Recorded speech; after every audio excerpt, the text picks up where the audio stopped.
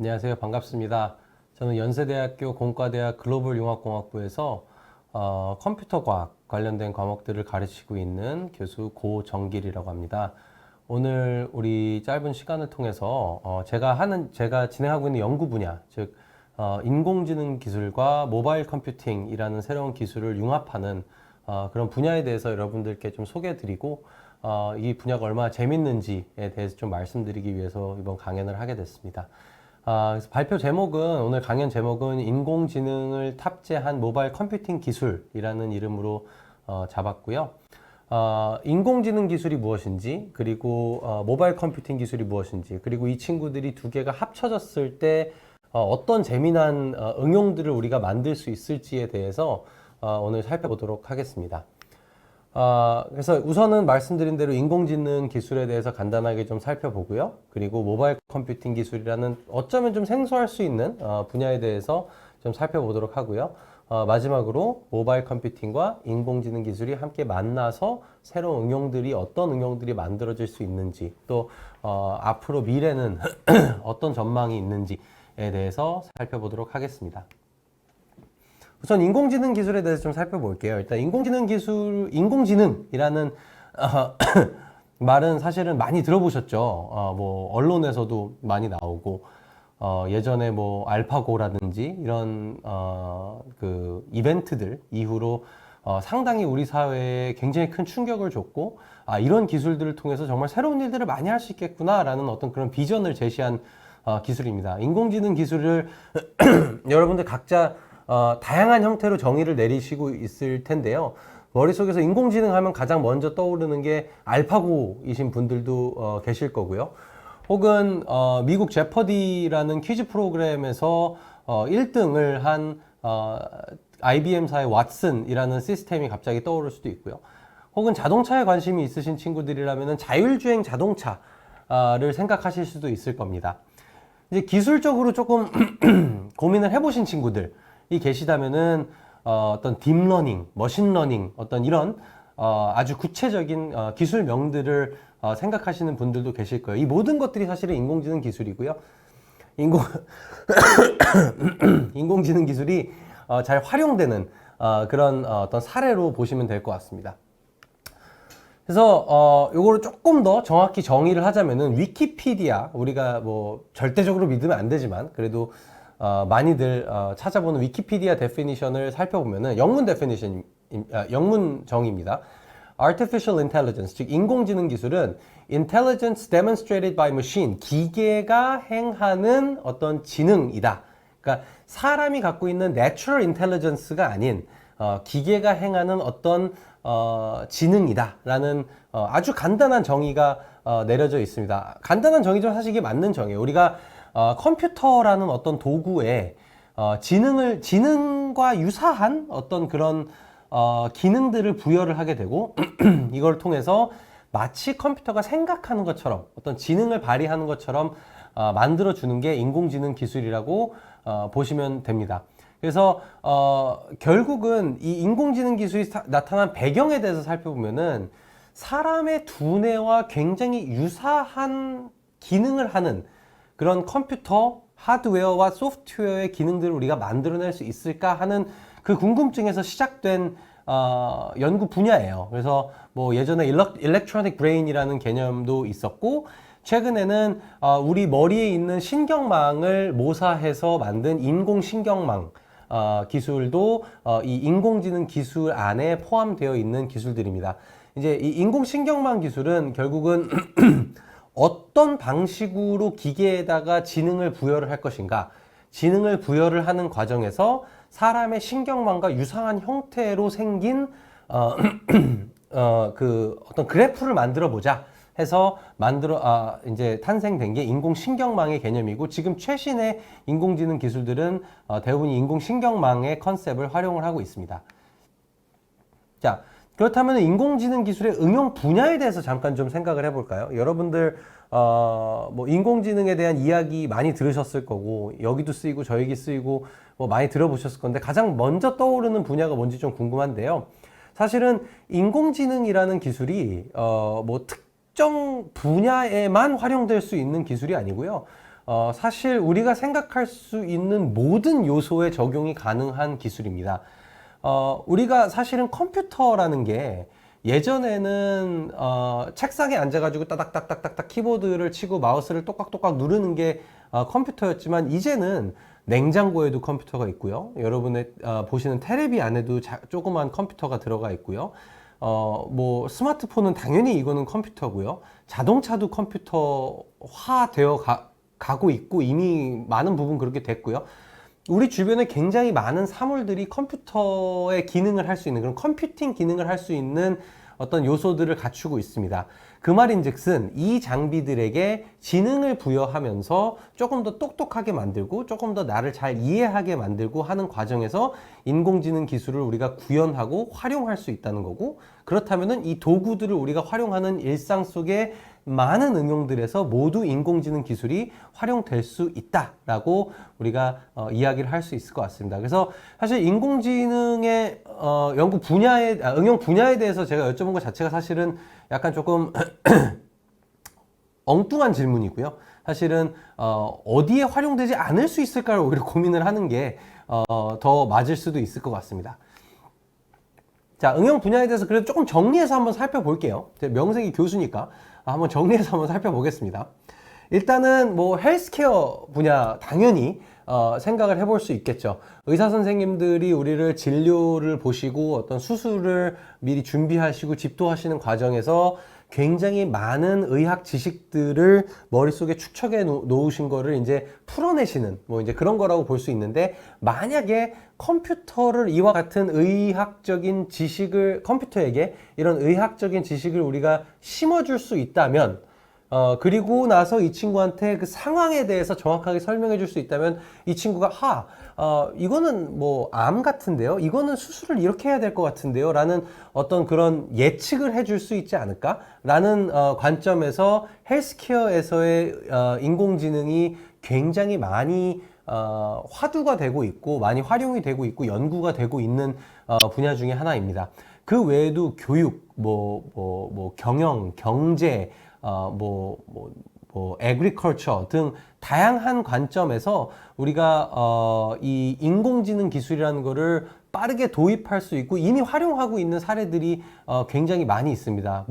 여러분들은 아직 하고 계시지 않겠지만 주식 투자를 생각한다면 사실은 어느 종목이 오르고 내리고 뭐 이런 것들을 예측함에 있어서 사람도 이렇게 그래프를 보면서 예측을 하지만 기계도 역시 그런 데이터들을 기반으로 뭔가를 판단을 할 수 있게 되겠죠. 충분히 똑똑해진다면은.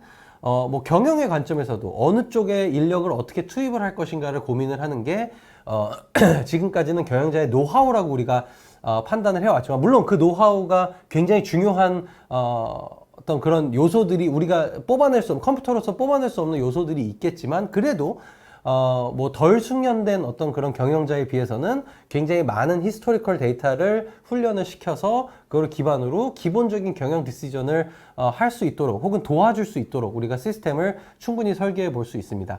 농사, 비행기 조종, 자동차 운전 등도 마찬가지로 다양한 히스토리컬 데이터를 기반으로 내가 이런 상황에서 어떻게 대처를 해야 되는가 라는 판단을 내릴 수 있는 인공지능 기술들을 통해서 새로운 응용들을 만들어낼 수 있을 겁니다. 이제 사실 저는 헬스케어 도메인에서 일을 많이 하고 있어서요. 의료 도메인에서 일을 많이 하고 있는데, 그래서 의료 도메인에서 살펴본다면은 인공지능 기술을 이용해서 AI Assisted Surgery, 즉 어떤 수술에 대한 계획을 세움에 있어서 이 환자분은 연령대가 어떠시고 지금 상태가 어떠시고 다양한 데이터들을 기반으로 봤을 때 어떤 식의 수술을 했을 때 예후가 어떻겠구나 라는 거를 미리 예측하는 그런 시스템을 우리가 생각을 해 볼 수 있고요. 혹은 어떤 투약의 관점에서 이 약을 먹었을 때 어떤 반응을 우리가 예상할 수 있구나 등등 다양한 관점에서 우리가 의료 도메인에서 인공지능 기술을 활용을 할 수 있을 것 같습니다. 자, 그렇다면 인공지능 기술을 공부를 하고 싶은데 인공지능 기술을 아우르는 다양한 학문적인 요소는 뭐가 있는지에 대해서 좀 살펴볼게요. 사실은 이거는 제 개인적인 주관이고요. 사실 이거보다도 더 넓다는 게 사실은 맞습니다. 일단 기술적인 요소랑 응용적인 요소를 일단 나눠서 한번 살펴볼게요. 이 기술적인 요소의 관점에서 본다면은 일단 아무래도 제가 전공하고 있는 게 컴퓨터 사이언스다 보니까 전산학에 대한 요소를 빼먹을 수 없죠. 어떤 프로그래밍을 통해서 우리가 생각하고 있는 인공지능 알고리즘들을 실제 기계에다가 올려서 돌리고 실험해보고 하는 그 과정을 하는 어떤 그런 전산학적인 요소가 있을 거고요. 아무래도 과거의 데이터를 기반으로 미래가 어떨 것인지 예측을 하는 게임을 하는 게 인공지능 기술이기 때문에 수학이나 통계학의 관점에서 이 데이터들을 어떻게 분석할 것인가에 대해서 살펴보는 게 상당히 중요합니다. 그 밑에 있는 데이터 사이언스도 마찬가지로 방대한 양의 데이터를 기반으로 여기서 어떻게 중요한 정보를 내가 추출해낼 것인가, 즉 이 중요한 정보를 추출해내서 요거를 기반으로 어떤 디시전 메이킹을 할 수 있도록 인공지능 모델을 설계할 것인가의 관점에서 수학, 통계학, 데이터 사이언스 관점 굉장히 중요하고요. 이제 전자공학의 관점에서도 사실은 굉장히 많은 부분을 전산학과 함께 공유를 하고 있습니다. 전통적으로 이제 뭐 예를 들어서 컴퓨터 비전과 관련된 어떤 그런 태스크들은 전자공학에서도 굉장히 많이 다뤄왔어요. 어떤 카메라를 통해서 뭔가를 영상을 추출을 하고 그 영상을 분석하는 그런 기술들은 전자공학, 전산학 분야에서 상당히 오래 연구된 분야입니다. 그 외에도 최근에 우리가 반도체 기술에 대해서 굉장히 많은 관심을 갖고 있는데요. AI 반도체 관련된 분야도 인공지능 기술이 향후 앞으로 더 빠르게 발전할 수 있는데 도움이 줄 수 있는 굉장히 중요한 요소 기술이라고 볼 수 있습니다. 그래서 기술적인 요소를 살펴본다면은 뭐 전산학, 수학, 통계학, 전자공학, 데이터 사이언스, 반도체 등 굉장히 많은 이 이공계 쪽 분야에서의 컨트리뷰션이 굉장히 강하게 섞여서 나타나는 게 인공지능이라는 도메인이고요. 이제 다만 이건 역시나 제 주관입니다만 인공지능 기술 자체를 발전시키는 것도 중요한데 인공지능 기술을 어디다가 활용할 수 있을까를 찾아내는 것도 사실은 굉장히 중요한 부분입니다. 근데 이제 저같이 컴퓨터만 계속 공부한 사람들은 컴퓨터의 세상 안에 사실은 갇혀 있어요. 그래서 뭐 의료 도메인에 계신 분들, 경영 경제학을 하시는 분들, 심리학, 사회과학, 기계공학, 화학공학 등등 다른 분야에 계신 교수님들, 연구자분들 분들과 협력을 해서 과연 이런 새로운 응용에 인공지능 기술을 어떻게 갖다 붙일 수 있을까? 인공지능 기술을 어떻게 활용해야지 우리가 의료 도메인에서 겪고 있는 이런 문제들을 해결을 할 수 있을까? 기계공학의 관점에서 지금 현재 인공지능 기술을 통해서 최적화시킬 수 있는 어떤 그런 문제점들은 없을까를 같이 협력을 해가지고 개발돼야 되는 게 인공지능 기술입니다. 다시 한번 말씀드리지만 인공지능 기술 그 자체의 발전, 어떤 새로운 기계학습 모델이 만들어지고 새로운 반도체가 만들어져서 더 빨라지고 하는 것도 충분히 의미가 있는 인공지능 기술의 발전이고요. 그리고 꼭 내가 이런 분야를 전공하지 않는다 하더라도 다른 분야에서도 과연 사람들이 이렇게 많은 관심을 갖고 있는 인공지능 분야라는 것이 나의 분야에 어떤 영향을 줄 수 있을까를 고민하는 것도 사실은 넓은 의미에서 본다면은 응용적 요소의 관점에서 인공지능 연구를 발전시키는 하나의 방향이라고 볼 수 있을 것 같습니다. 자, 그래서 이제 인공지능 기술의 예시에 대해서 좀 몇 가지를 보여드릴게요. 뭐 굉장히 재밌는 것들 여러분들 인터넷에서 관심 있으신 분들은 많이 찾아보고 이미 뭐 주변에서 접하는 기술들도 있으시겠지만 저희 연구실에서 진행했던 좀 몇 가지 연구를 좀 소개를 해드리려고 하는데요. 첫 번째 기술은 Heartquake이라는 기술입니다. 그래서 이제 여러분들은 아직 hopefully 해본 적은 없겠지만 심전도라는 게 있습니다. 심전도라는 거는 이제 우리 심장이 뛸 때 어떤 그 전기 신호가 나오게 되는데요. 그 전기 신호를 추출해내는 그런 기술입니다.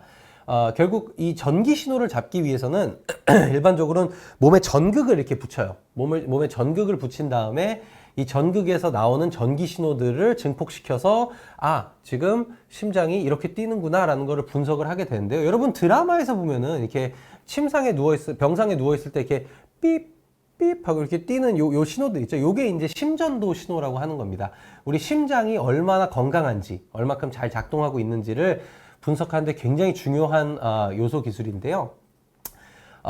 아무래도 이런 심전도 신호를 우리가 이제 고령화 시대를 가면서 지속적으로 분석을 해야 되는 그런 분들이 점점 많아지고 있습니다. 하지만 굉장히 비싸고 쉽게 접근하기는 어려운 센서 장비이기 때문에 저희 연구실에서 고민을 했던 일이 그렇다면 조금 더 쉽게 인공지능 기술을 활용해서 심전도 정보를 뽑아낼 수 있는 방법이 있을까 해서 만들어낸 기술이 하트퀘이크라는 기술입니다. 간단하게 말씀드리면은 이 비싼 이 심전도 기계를 직접 사용하는 게 아니고 우리가 침대에 누워 있을 때 우리 심장이 꽁닥꽁닥꽁닥 하고 뛰잖아요. 그러면은 자연스럽게 어떤 진동이 발생을 하겠죠. 작은 진동이 발생을 하게 되는데 이 진동 신호가 결국은 이 전기 신호에 의해서 심장이 움직이는 어떤 영향 때문에 생겨나는 진동 신호거든요. 그렇다면은 이 전기 신호와 심장이 움직이는 진동 신호는 일종의 상관관계가 있을 거고요. 이 상관관계를 우리가 기계학습을 통해서 학습을 할 수 있다면 침대에 가만히 누워서 몸에 아무것도 안 붙이고 침대의 매트리스에 진동 센서가 하나만 달려 있다면 이 진동 센서를 통해서 내 심전도를 예측할 수 있지 않을까라는 게 하트퀘이크의 연구 목표였습니다. 그래서 이제 2020년 유비컴프라는 학술 대회에서 저희 연구실에서 발표한 논문이고요. 저 가슴에 차고 있는 장비 같은 경우는 그냥 현재 실제 심전도가 어떤지 알기 위해서 차고 있는 장비입니다.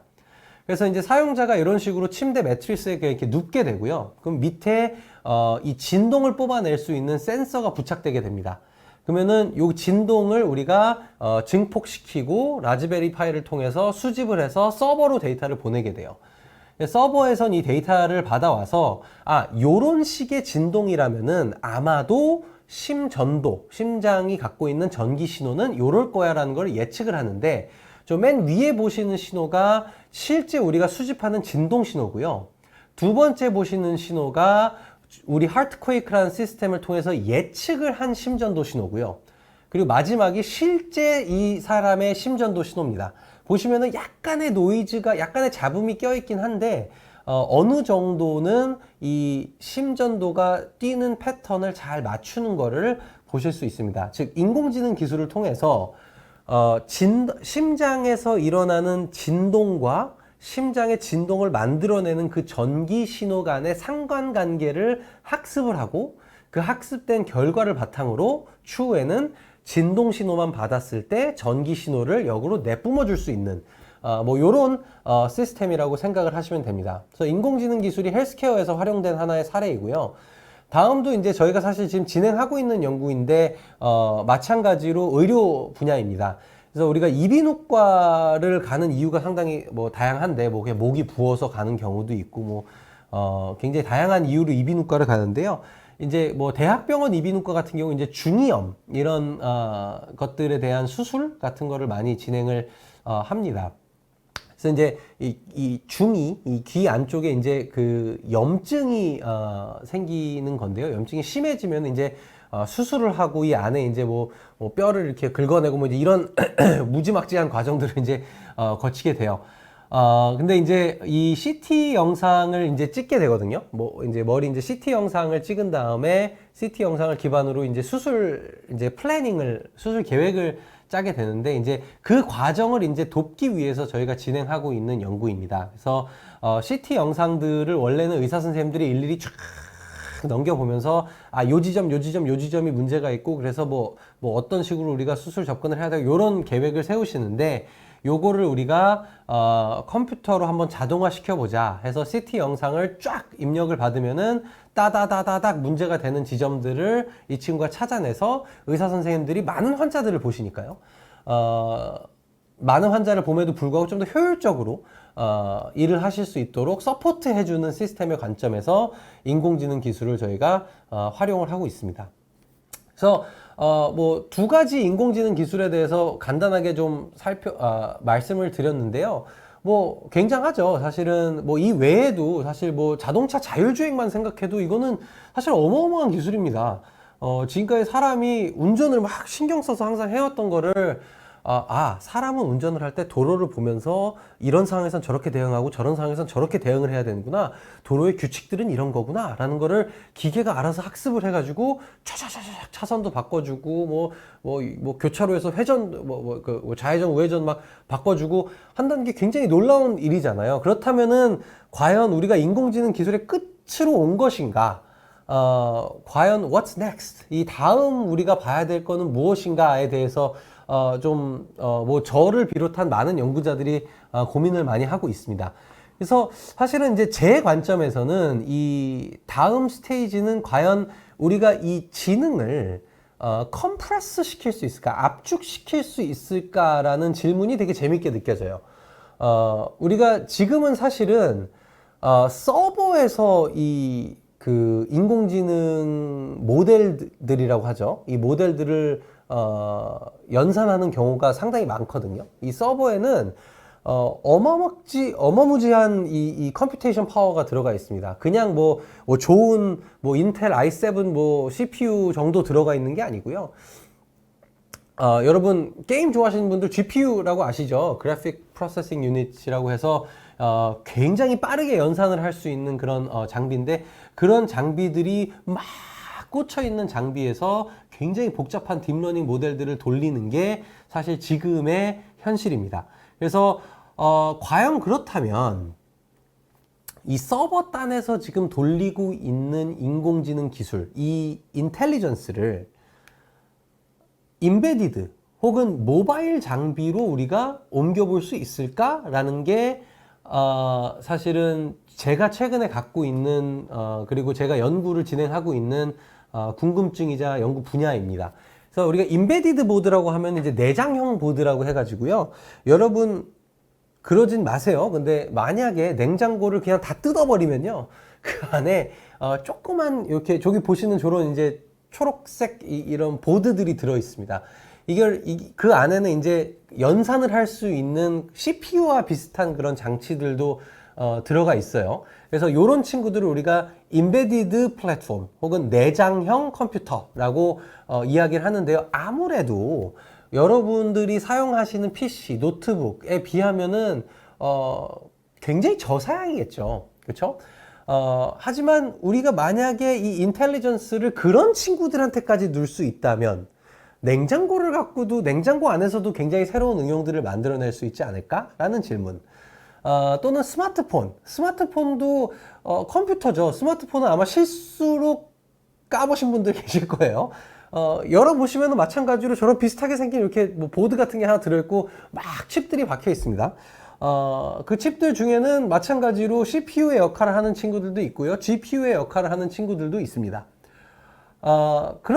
하지만 문제는 이제 이 친구들의 프로세싱 파워 자체가 서버에 있는 이만한 친구들에 비하면 여전히 터무니없이 부족하죠. 하지만 역시 만약에 인공지능 기술의 지능을 스마트폰까지 내릴 수 있다면 굉장히 다양한 응용들을 우리가 만들 수 있지 않을까라는 관점에서 이 지식을 이 인공지능 기술이 갖고 있는 이 지능적인 요소를 컴프레스 시켜서 압축시켜서 요 자그마한 장비들한테 집어넣는 것이 제가 현재 진행하고 있는 연구입니다.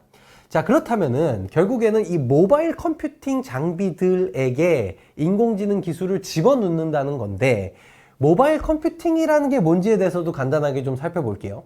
모바일이라는 게 사전적인 의미만 살펴보면 이동성이 있는, 이동할 수 있는 이런 거죠. 그래서 이동성이 있는 컴퓨터 하면 이 첫 번째 그림과 같이 이동성이 있는 컴퓨터이긴 하죠. 좀 약간 무식하긴 하지만 이동성이 있는 컴퓨터이긴 합니다. 그래서 사실은 우리가 컴퓨터라는 게 발전해온 그 패턴을 살펴보면은 마치 그 인류가 이렇게 진화해온 것처럼 사람이 들고 다니기에는 조금 버거운 컴퓨터의 사이즈에서 시작을 해서 사람이 조금 무겁지만 손으로 들 수 있는 어떤 그런 컴퓨터로 왔고, 두 손으로 이렇게 잘 들고 이렇게 걸어 다니면서 뭔가를 할 수 있는 그런 가벼운 노트북이 만들어지기 시작을 했고요. 그 다음에 어느 순간 갑자기 스마트폰이 뿅 하고 나왔어요.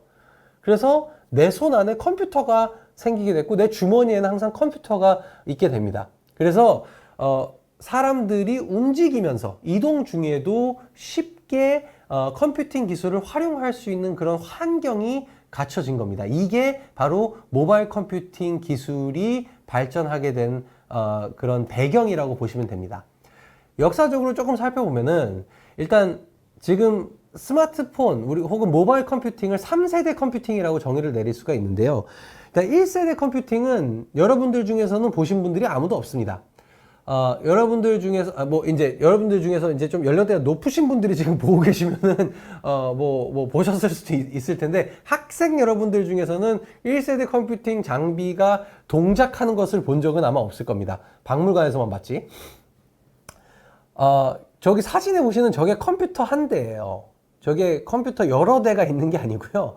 요즘으로 따지면 무슨 서버룸 같이 생겼잖아요. 근데 저게 컴퓨터 한 대예요. 그래서 진공관들이 쫙 깔려 있고 이 친구들이 두루루루루루루루루루 돌면서 1 더하기 1은 2 뭐 이런 거를 하는 이런 시대의 컴퓨팅입니다. 일단 이 당시에는 컴퓨터라는 것 자체가 우리가 생각할 정도로 이렇게 널리 퍼져 있는 세상은 아니었어요. 그냥 어떤 연구소에서 무슨 군사적인 목적으로 혹은 사이언티스트, 과학자들, 공학자들이 굉장히 복잡한 어떤 과학적, 공학적 연산을 하기 위해서 계산기, 아주 똑똑한 계산기의 관점에서 활용을 했던 컴퓨터가 1세대 컴퓨팅입니다. 그래서 이제 리터럴리 컴퓨팅, 계산을 하는 장비였기 때문에 컴퓨터예요. 자, 그러다가 이거를 조금 더 컴팩트하게 만들어서 우리 책상 위에 올려놓는다면 자동화 시킬 수 있는 것들이 너무 많을 텐데의 관점에서 퍼스널 컴퓨터, 즉 PC들이 나오기 시작을 하고요. 그리고 요거를 내가 꼭 사무실에서 일을 안 하고 카페에 가서 일을 하면은 얼마나 좋을까 하는 관점에서 노트북이라는 게 나오기 시작을 합니다.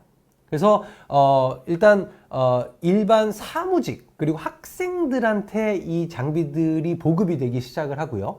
기존에 우리가 종이와 펜으로 했던 일들을 조금씩 대체를 하기 시작을 합니다. 그리고 책상 위에 놓고 이제 일반적으로 사용을 하죠. 근데 노트북을 이제 우리가 랩탑이라고 해가지고 이제 이렇게 무릎에 올려놓고 이렇게 사용을 하기도 했지만, 어찌됐건 일반적으로 우리가 책상 위에 올려놓고 사용하는 컴퓨터들이 이제 2세대 컴퓨팅. 3세대 컴퓨팅이 이제 우리가 갖고 있는 스마트폰, 모바일 폰들이라고 볼 수 있을 것 같습니다. 손 혹은 주머니에 이 컴퓨팅 장비들이 들어가게 되고요. 그냥 사무직이나 학생들이 사용하는 게 아니고 아주 어린 아이들부터 굉장히 연세가 많으신 노인분들까지 활용할 수 있도록 설계가 되어 있고, 어떤 응용들? 굉장히 다양한 응용들을 서포트를 하고 있습니다. 응용의 관점에서 이 슬라이드 먼저 볼게요. 응용의 관점에서 본다면은 사실은 핸드폰이라는 건 나온 건 처음에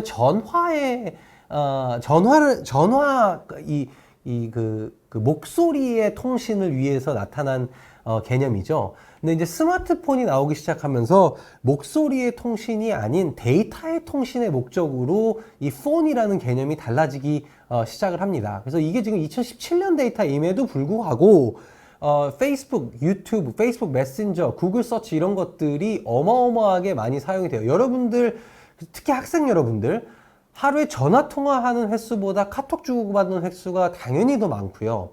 그리고 전화 통화하는 횟수 혹은 어떤 문자라는 것을 우리 주고받기도 하죠. SMS를 주고받는 것보다 인스타그램이나 틱톡이나 페이스북에 들어가셔가지고 뭔가를 활동하는 시간이 아마 훨씬 더 많을 겁니다. 즉, 우리의 스마트폰은 더 이상 전화를 하기 위해서 존재하는 존재가 아니고요. 장비가 아니고요. 이 친구들은 이제는 데이터를 주고받기 위한 컴퓨터 장비입니다. 그래서 이 스마트폰이라는 것, 모바일 기기라는 것들이 생겨나기 시작을 하면서 이 컴퓨팅의 패러다임이 한번 바뀌게 돼요. 기존에는 내가 컴퓨터로 뭔가를 해야지 라고 했을 때는 책상에 앉아 있을 때만 뭔가를 할 수가 있었는데, 이제는 움직이면서 내가 원할 때 아무 때나 컴퓨터를 할 수 있고, 심지어 내가 컴퓨터를 직접 작동하지 않더라도 내 주머니 속에서 컴퓨터가 알아서 동작하면서 나에게 알림을 알리기도 하고 내 걸음수를 체크해 주기도 하고, 이런 다양한 응용들을 만들어내기 시작합니다. 모바일 컴퓨팅으로 오면서 1, 2세대 컴퓨팅과는 굉장히 다른 응용 서비스들이 만들어지고 컴퓨팅 개념의 패러다임이 바뀌게 됩니다. 그래서 모바일 컴퓨팅에 대해서 다시 한번 살펴보면은 이동 중에서도 혹은 그 어떤 상황에서도 자유롭게 컴퓨팅 기술을 활용할 수 있도록 도와주는 기술이라고 볼 수 있어요. 물론 랩탑이나 노트북 컴퓨터도 우리가 최근엔 정말 가벼워졌기 때문에 우리가 들고 이동을 할 수 있죠. 근데 이보다도 사실은 스마트폰, 모바일 폰의 개념으로 이제 모바일 컴퓨팅을 일반적으로 많이 보는 것 같고요.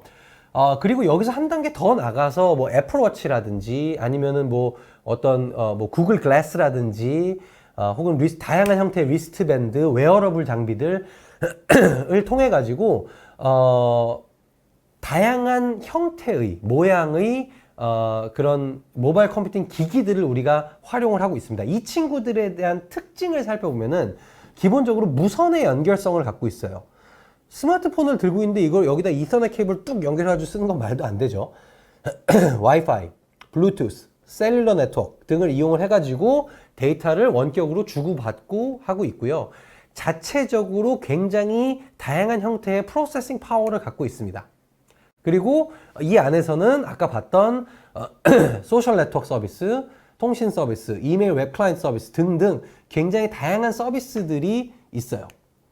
자, 그렇다면은 이런 모바일 기계에 인공지능 기술이 같이 짬뽕되는 순간 어떤 일들이 벌어질지에 대해서 우리 한번 생각을 해보죠. 모바일 기기는요, 사실은 무섭게 이야기하면은 나의 그리고 여러분의 일거수일투족을 분석을 하고 있습니다. 여러분들이 지금 어디에 있고 어떻게 움직이고 있고 심지어 핸드폰을 꺼내는 순간 어떤 환경에 있는지를 이 친구가 알고 싶으면 뭐든지 알 수가 있어요. 기존의 컴퓨터들은요, 기존에 우리가 갖고 있는 랩탑은요, 예를 들어서 마이크가 있고요, 스피커가 있고요, 카메라가 있습니다. 얘가 갖고 있는 센서는 뭐 그 안에 이제 하드웨어 관리를 위한 센서를 제외하고 실제 응용 서비스를 위한 센서는 그 정도입니다. 자, 그 정도가 있는 상황에서 갑자기 이 안에 GPS가 박히기 시작을 하고요. 조도 센서가 박히고요. 카메라도 양쪽으로 달리기 시작을 하고요. 가속도계가 있고요. 각속도계가 있고요. 당연히 마이크도 여러 개가 달려 있고요. 아주 센서가 다양한 컴퓨팅 기기예요. 그러면서 나를 항상 따라다녀요. 즉, 이 친구가 잘못 활용되면은 나에 대한 모든 정보를 뽑아낼 수 있는 무서운 친구예요. 단 우리가 이걸 잘 활용하면은 나에 대한 모든 정보를 잘 알아봐 줄 수 있는 친구이기도 합니다. 하지만 나에 대한 정보를 알아본다는 것은 단순히 데이터를 쭉쭉 뽑아내는 것만으로 되지는 않고요. 이 데이터를 내부적으로 처리해서 이 친구가 이 핸드폰의 주인이 지금 요런 어떤 그런 특성을 가진 친구구나. 이 친구는 저녁 7시가 되면은 자는구나. 뭐 이제 이런 정보들을 뽑아서 나의 생활 패턴에 맞춰가지고 뭔가 새로운 서비스들을 만들어줄 수 있게 되죠. 이거를 이제 우리가 immersive computing이라는 개념으로 또 부르기도 하는데요. 즉, 나에 대해서 잘 이해하고 나에 대해서 적응해 줄 수 있는 컴퓨팅 기술. 이 바탕에는 이 모바일 컴퓨팅 기술이 갖고 있는 나랑 붙어 있다는 그 특성, 이 장비 자체가 굉장히 센서가 다양하다는 특성, and 이 정보들을 잘 분석하고 이 안에서 어떤 지능을 통해서 뭔가를 끌어낼 수 있는 소프트웨어가 있다는 특성, 이 특성들이 짬뽕이 되면서 이런 다양한 서비스들이 만들어질 수가 있는 겁니다. 자, 그렇다면은 아까 말씀드린 그 GPU에서 도는 그 아주 복잡한 딥러닝 모델들을 어떻게 누가 봐도 성능이 월등히 떨어지는 스마트폰에 올릴 수 있는가에 대해서 아주 간략하게만 말씀을 드리겠습니다. 굉장히 공부를 오래 해야 되는 분야고요. 사실 이 분야는 그냥 이런 방식들이 있다 정도만 소개를 해 드릴게요. 제가 요거에 대해서 강의를 하기 시작하면은 이제 여러분들 싹 다 지금 재워버릴 수 있습니다. 자, 두 가지 대표적인 방법에 대해서 말씀을 드릴게요. 첫 번째는 모델 프루닝이라는 방식이에요. 아까 말씀드렸지만 우리가 현대 인공지능 기술은 대부분 그 신경망, 즉 그래프처럼 생긴 어떤 그런 신경망을 통해서 입력이 들어가고 이 입력이 갖고 있는 어떤 특징들을 뽑아낼 수 있는 연산 포인트들, 그리고 이 뽑아진 연산 포인트들을 다시 또 한번 정제하고 다시 또 정제하고 다시 또 정제하고 하면서 이 이미지 혹은 이 어떤 글을 분석하는 그런 인공신경망을 우리가 활용을 해가지고 인공지능 기술을 만들어내는데요. 이 인공신경망에 이 아까 말씀드린 이 분석할 수 있는 포인트들이 많아지고 분석해야 되는 레이어들이 많아질수록 연산량이 그만큼 증가하게 됩니다. 자, 그렇다면은 이 분석하는 포인트의 수를 우리가 줄일 수 있다면, 그쵸? 그렇다면은 상대적으로 같은 인공신경망이어도 조금 빨리 연산을 하고 조금 적은 자원으로 연산을 할 수가 있겠죠.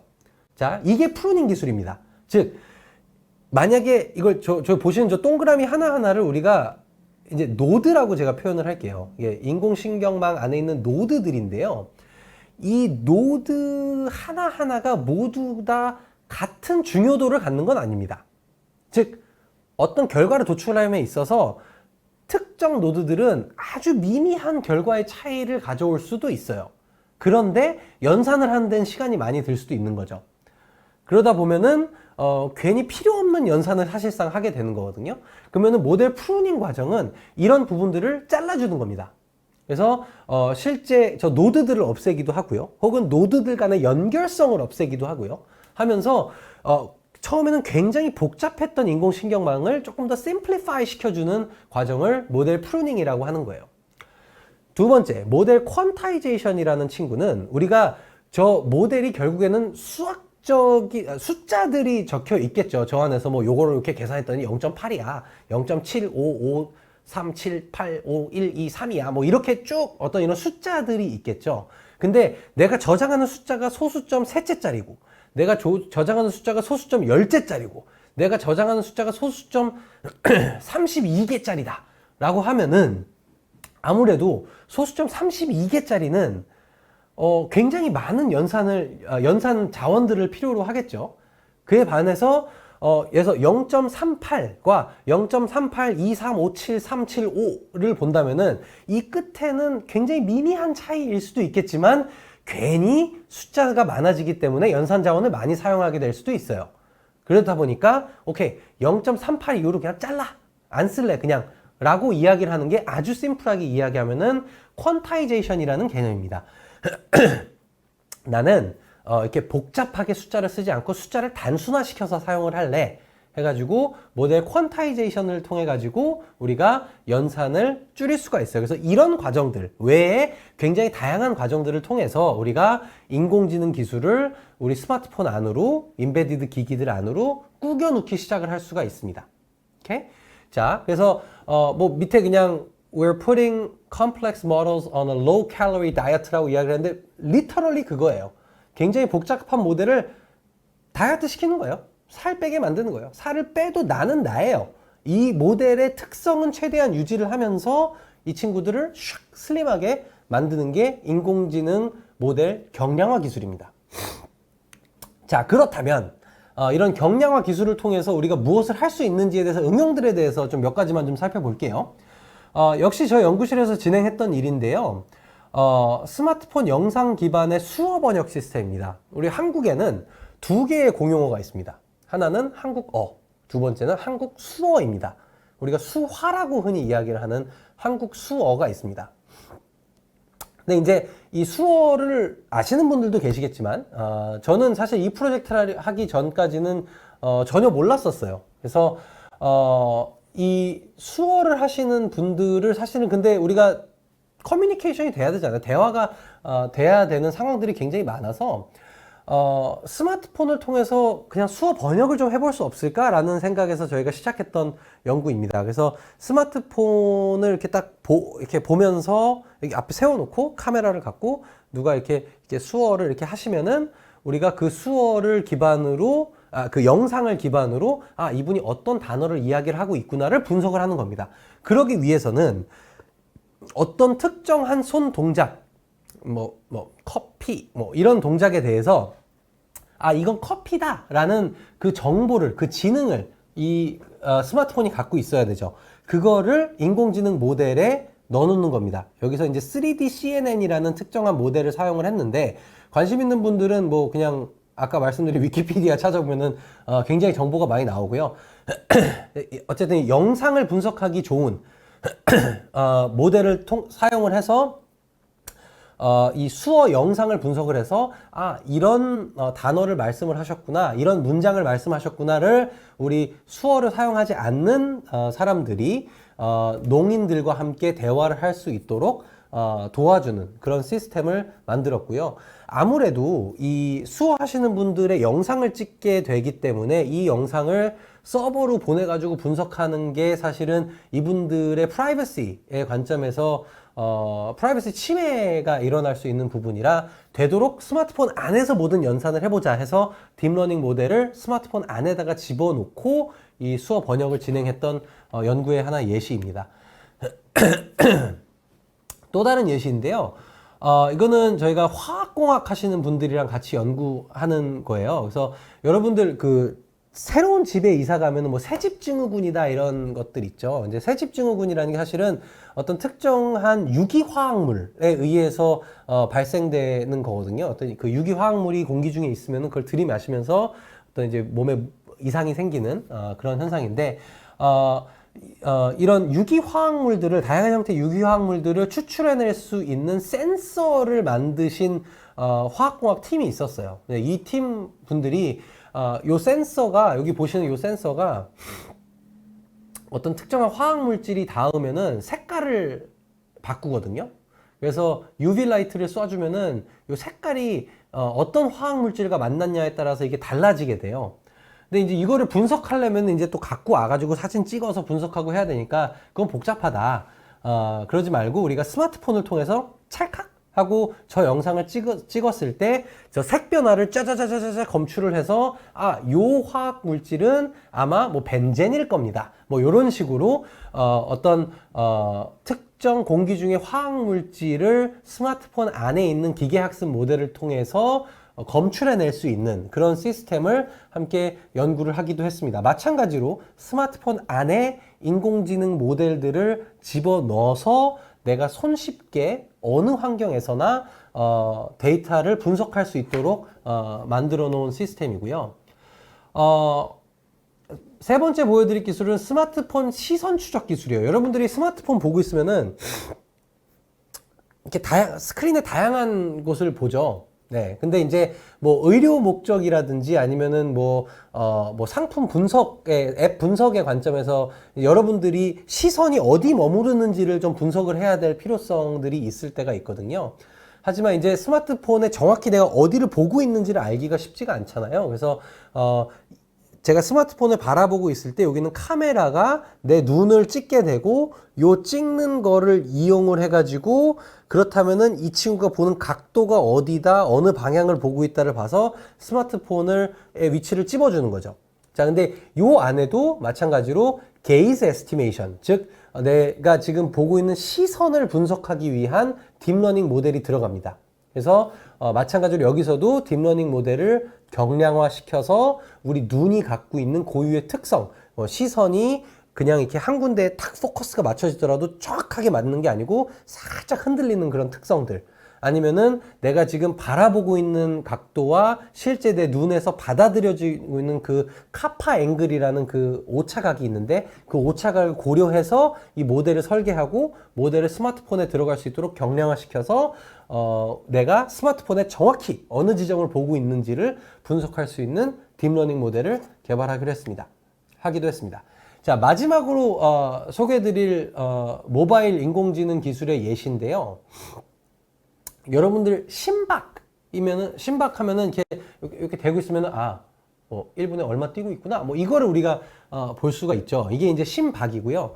이제 심박 변화량이라는 개념이 있습니다. 즉 심장이 똑같이 1분에 뭐 60번을 뛰더라도 쿵쿵쿵쿵 쿵 하고 일정하게 뛰는 것과 쿵, 구궁, 쿵, 구궁 하고 뛰는 거는 굉장히 달라요. 이거는 상당히 건강의 관점에서 굉장히 다릅니다. 뭐 부정맥이라는 이런 뭐 그런 이슈들이 있어가지고, 그래서 이 심박 변화량을 우리가 분석할 필요성이 있어요. 그러기 위해서는 정확히 심장이 언제 뛰었는지를 분석을 해야 되는 그런 필요성이 존재하게 됩니다. 자, 근데 심박 변화량을 저희가 개발한 시스템이 뭐냐면은 스마트폰을 그냥 쳐다보고 있으면요, 여러분들 심박 변화량을 뽑아낼 수가 있어요. 굉장히 재밌는 기술인데요. 여러분들 피가 빨간색이잖아요. 그리고 우리가 여기서 나를 찍고 있는 카메라가 흔히 우리가 RGB 카메라라고 이야기합니다. 빛의 삼원색, 빨간색, 초록색, 파란색을 섞어서 색깔을 만들어서 카메라를 뽑게 되는데요. 이 RGB 카메라에서 빨간색의 보색인 초록색의 채널을 컴퓨터로 잘 분석을 하면은 심장에서 쿵 하고 피를 뿜었을 때 여기 혈관을 타고 피가 쭉 올라오는 걸 우리가 볼 수가 있어요. 순간적으로 색깔이 빨간색으로 바뀌는 것을 확인을 할 수 있습니다. 근데 요거의 정확한 지점을 찾기 위해서는 약간의 인공지능 기술이 필요해요. 그래서 이게 여기 뛰었냐 여기 뛰었냐 여기 뛰었냐에 따라 가지고 요게 아마도 그렇다면 시간이 언제일 거야를 예측을 하는, 심장이 정확하게 뛴 시점이 언제일 거야를 예측하는 그런 인공지능 모델이 필요합니다. 그런 모델을 이용을 해서 아주 정확하게 언제 내 심장이 뿡 뛰었는지를 분석을 하고 요거를 기반으로 몸에 아무것도 붙이지 않고 스마트폰을 쳐다보고 있는 상황에서 심박 변화량을 측정할 수 있는 그런 시스템도 우리가 인공지능 기술을 모바일에 집어넣음으로써 만들 수 있습니다. 자, 4가지의 응용들에 대해서 살펴봤는데요. 4가지 응용들의 공통적인 특징은요, 그냥 단순히 스마트폰을 컴퓨터로 보는 게 아니고 스마트폰에서 수집될 수 있는 센서, 카메라, 아니면은 우리가 여기서는 카메라 기술을 사용을 했었고요. 여기도 마찬가지로 카메라네. 여기도 카메라네. 여기도 카메라네요. 앞에 보여드린 예시가 다 카메라네요. 그 외에 뭐 어떤 가속도계라든지 각속도계의 정보들을 활용을 해서 스마트폰에 인공지능 모델을 집어넣고 요거를 분석을 함으로써 새로운 응용들을 만들어낼 수 있다라는 특징을 갖고 있는 게 모바일 인공지능 기술이라고 볼 수 있겠습니다. 자, 그럼 마지막 슬라이드인데요. 모바일 인공지능 기술의 미래에 대해서 잠깐 좀 저의 주관적인 생각을 좀 드릴게요. 여러 가지 요소를 볼 수가 있어요. 첫 번째는 하드웨어적인 요소입니다. 하드웨어가 여러분들 10년 전의 스마트폰과 지금의 스마트폰을 비교하면은 말도 안 되게 빨라졌어요, 이 친구들이.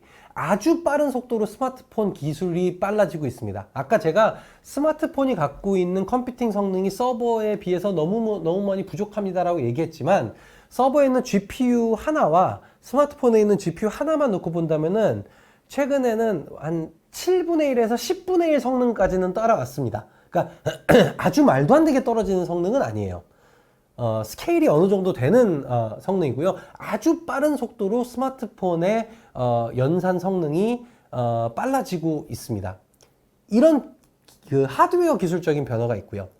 경량 인공지능 기술에 대해서 오늘 프루닝이랑 퀀타이제이션에 대해서 간단하게 말씀을 드렸는데, 이 외에도 굉장히 다양한 기술들이 있습니다. 그리고 지금 이 순간에도 너무 많은 연구자분들이 어떻게 하면은 모델들을 경량화시킬 수 있을까에 대해서 고민을 하고 있어요. 계속해서 소프트웨어적인 관점에서 발전을 하고 있습니다.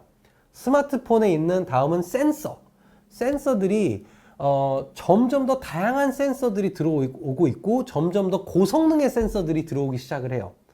그렇다면은 여기서 들어오는 굉장히 리치한 정보들, 좋은 정보들을 우리가 활용을 할 수 있다는 거죠, 응용의 관점에서.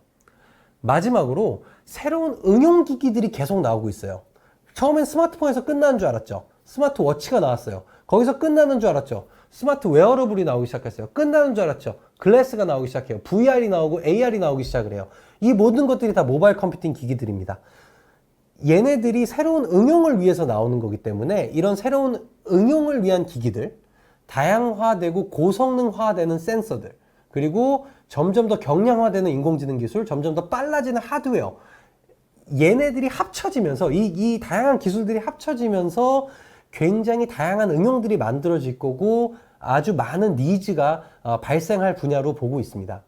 그래서 이 모바일 인공지능 기술을 공부하고 싶으신 분들은 사실은 이게 어려운, 쉽다면 쉽고 어렵다면 어려운 분야인 게 하드웨어, 소프트웨어 등 다양한 레이어에서 이걸 풀스택으로 이 컴퓨터라는 거를 바라볼 수 있는 어떤 그런 관점이 필요하고요. 여기에다 플러스 그냥 기술만 갖고 있어서 되는 문제가 아니고 사회에서 어떤 분야의 이 인공지능 기술을, 모바일 인공지능 기술을 활용할 수 있을까를 아이덴티파이하고 이 니즈를 갖고 있는 사람들과 소통할 수 있는 그런 능력과 감각이 요구가 되는 분야입니다. 그래서 좀 폭넓게 공부를 하시면서 어떤 분야에 이런 기술들이 활용이 될 수 있는지에 대해서 살펴보시고 만약에 이공계 분야에 관심이 있으시면은 전자공학, 컴퓨터, 수학, 통계학, 데이터 사이언스, 반도체 등 다양한 분야에서 여러분들이 모바일 인공지능 기술 혹은 인공지능 기술, 컴퓨팅 기술 인 제너럴에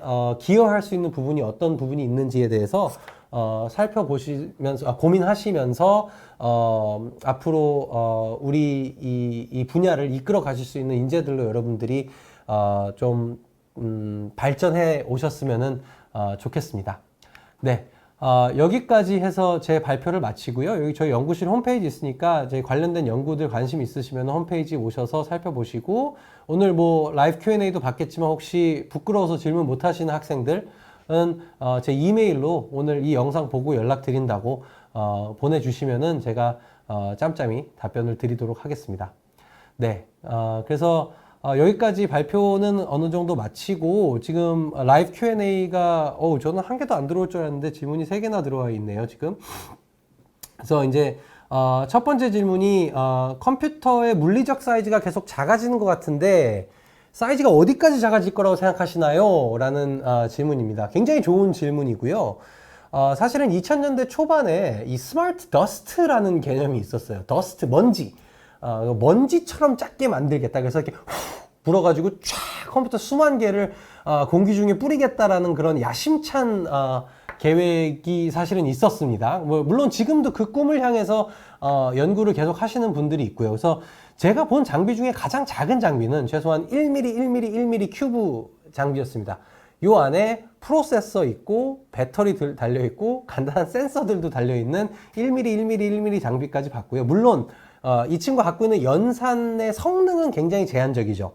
근데 사이즈가 작아지는 관점에서 본다면은 정말 반도체의 기술과 함께 사실 이거는 반도체 기술과 배터리 기술이 같이 사실은 움직여줘야 되는 분야이기도 해요. 왜냐면 이 친구들이 같이 작아져야지만 컴퓨터가 작아질 수 있는 거니까. 그래서 하지만 굉장히 작은 사이즈까지 작아질 수 있을 거라고 생각을 하고요.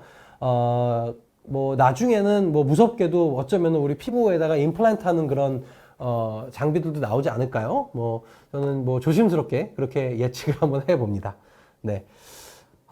두 번째 질문으로 넘어가 볼게요. 컴퓨터가 계속 작아진다면은 여기 이게 나오네. 컴퓨터가 계속 작아진다면은 미래에는 몸에 컴퓨터를 심어서 몸에 불편한 환자들이나 마비된 환자들이 몸에 심어진 컴퓨터를 통해 움직일 수도 있을까요? 이게 저의 뭐 꿈과 희망을 여쭤보시는 거라면은 저는 그러리라 믿고 그래야 한다고 생각을 합니다. 그러니까 몸에 심는 거를 그래야 한다고 생각하는 게 아니고요. 이거를 통해서 몸이 불편하신 분들을 우리가 도와드리고 서포트할 수 있는 장비들이 나온다면은 물론 거기까지 당연히 기술이 발전을 해야 된다고 보고요. 지금도 사실은 여러 가지 임플란트 장비들이 있기는 합니다. 뭐 제가 그쪽 전문은 아니라서 뭐 자세히는 말씀을 못 드리겠지만 지금도 몸에 뭐 이렇게 심는 장비들도 있고요. 페이스메이커라고 해서 뭐 이렇게 심장 꽁닥꽁닥 뛰는 거를 잘 관리해 줄 수 있는 게 점점 더 지능화되고 있다고 저도 뭐 이야기를 많이 들었고요.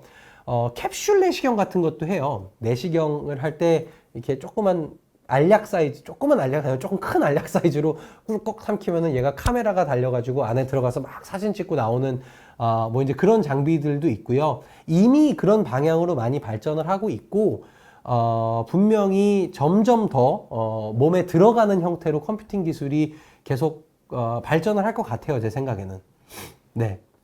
답변이 됐으면 좋겠네요. 네. 세 번째 질문, 마지막 질문입니다. 스마트폰에 더 많은 인공지능 기술을 넣기 위해서는 더 다양한 센서들도 필요할 것 같은데요. 그렇다면 스마트폰의 경량화가 대세인 요즘 시대에 오히려 독이 될 수 있지 않을까요? 또 많은 인공지능 기술이 들어갈수록 기술적 비용으로 스마트폰의 가격이 매우 급등할 것 같은데 그 부분은 어떻게 해결해야 할까요? 와, 정말 좋은 질문입니다. 정말 좋은 질문이고 정말 어려운 질문이네요. 사실은 여러분들이 지금 몇 학년이 이 지금 방송을 보고 계신지는 모르겠는데 이제 같이 옆에서 보시는 어머님 아버님들은 공감을 하실 거예요. 옛날에 처음에 핸드폰이라는 거 나왔을 때 이만했어요. 막 모토로라 스타텍 막 이런 거 나와가지고 막 이만했어요. 모토로라 스타텍도 그나마 작은 거였죠. 그보다 더 큰 것들 막 이만했어요. 그러다가 점점 작아져서 요 손바닥보다도 작은 핸드폰들 나와서 막 요러고 전화하는 요런 시대가 잠깐 왔었습니다. 그러다가 스마트폰이 나오면서 다시 사이즈가 커졌어요.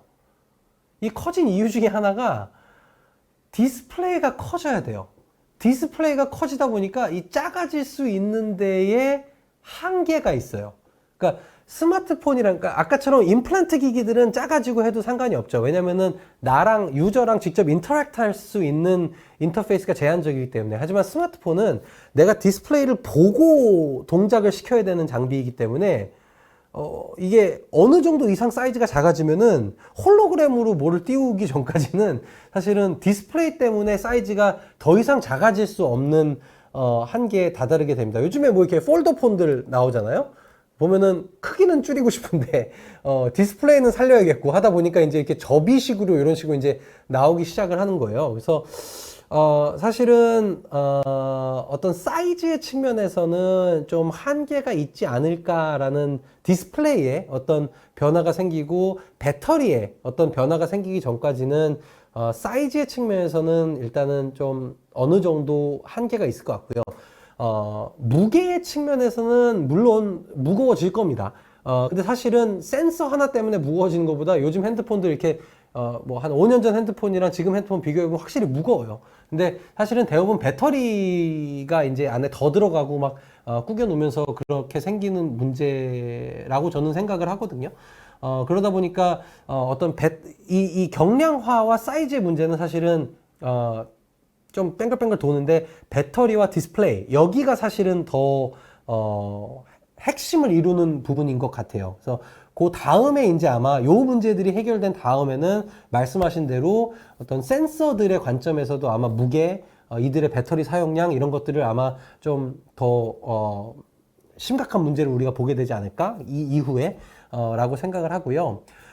그리고 스마트폰 가격의 관점에서도 사실은 센서들이 어떤 센서가 들어가냐에 따라 물론 천차만별이겠죠. 천차만별이겠지만 센서 하나가 갖고 있는 가격의 문제가 아직까지는 심각하지는 않은 것 같습니다. 다만 이제 점점 더 고성능 센서에 대한 요구가 많아지면 가격적인 부분도 올라갈 수 있겠죠. 하지만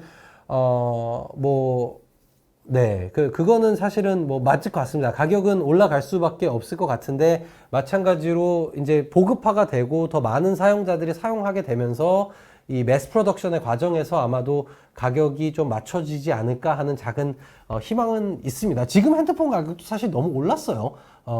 예전에 비하면은 사실 핸드폰 가격 지금도 뭐 카메라 여러 개 달려 있다, 뭐 센서 많이 달려 있다라는 이유로 사실 지금도 많이 올라가 있는 상황이긴 합니다. 그리고 센서들이 더해지면은 그걸 이유로 또 계속해서 스마트폰 가격이 올라갈 수도 있겠죠. 근데 단가가 어느 정도가 될지, 정확히 어떤 센서가 들어가게 될지에 대해서는 예측이 어려워서 함부로 코멘트는 어렵겠지만 뭐 어쩔 수 없죠. 뭐 가격이 올라갈 수밖에 없는 부분인 것 같습니다. 네, 그래서 오늘 라이브 Q&A로 들어온 3개의 질문은 일단 답변을 좀 부족한 부분도 있었겠지만 일단 드렸고요. 여러분들 오늘 뭐 짧은 시간이었지만 그 인공지능 기술에 대해서 간단하게 살펴보고 모바일 컴퓨팅에 대해서 간단하게 살펴보고 이 둘이 함께 했을 때 어떤 시너지가 날 수 있을지에 대해서 좀 살펴봤습니다. 그래서 좀 새로운 분야고요. 계속해서 연구가 아직도 굉장히 적극적으로 진행이 되고 있는 분야입니다. 그래서 여러분들이 이제 뭐 대학생이 되고 대학원생이 되고 연구자가 되고 했을 때도 이 분야에 대해서 관심을 가져주시면은 좋겠고 더 관심 있는 학생들은 관련된 분야를 전공해서 이쪽 분야를 함께하는 연구자로 여러분들이 커 나가면은 또 재밌게 나중에 그때 이 영상 보고 이거 했어요라고 하면 되게 재밌을 것 같아요. 아무튼 오늘 뭐 1시간 정도의 시간 동안 집중하고 들어주셔서 정말 감사하고요. 더 질문 있으시면은 제 이메일로 또 연락 주시면 될 것 같습니다. 네, 이상으로 인사드리겠습니다. 감사합니다.